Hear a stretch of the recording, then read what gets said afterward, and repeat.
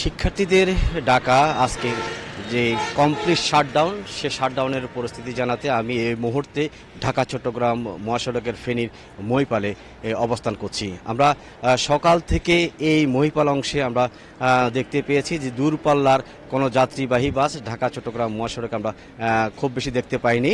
তবে পণ্যবাহী যে সকল ট্রাক এবং কাভার্ড ভ্যান সেগুলো কিন্তু চলাচল আমরা দেখতে পেয়েছি।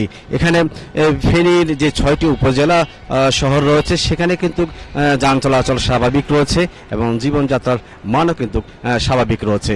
আমরা এখন যে স্থানে রয়েছি এই স্থানের বাম পাশে যে নোয়াখালীর যে মহাসড়ক সেখানেও কিন্তু যে আঞ্চলিক যে সকল যাত্রীবাহী বাস সেগুলো কিন্তু চলাচল করছে। আর যে পণ্যবাহী যে সকল গাড়ি বিভিন্ন দিকে ফেনী থেকে ছেড়ে যাচ্ছে।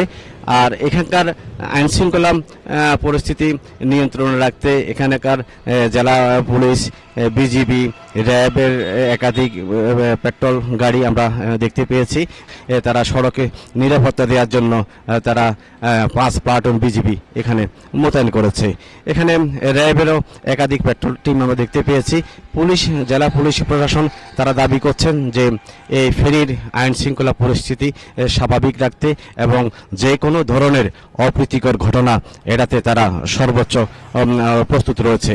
কমপ্লিট শাটডাউনের সমর্থনে যে ফেনী অঞ্চলে ভোর থেকে ফেনীর কোনো রাস্তায় আমরা আন্দোলনকারী শিক্ষার্থীদের দেখতে পাইনি তাদের কোনো তৎপরতা।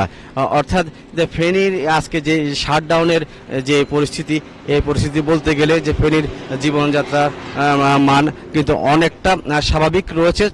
এখন পর্যন্ত যে দূরপাল্লার যে সকল যাত্রীবাহী বাস সেগুলো কিন্তু আমরা তেমন দেখতে পাইনি। এ ছিল ফেনী থেকে আমার কাছে সর্বশেষ।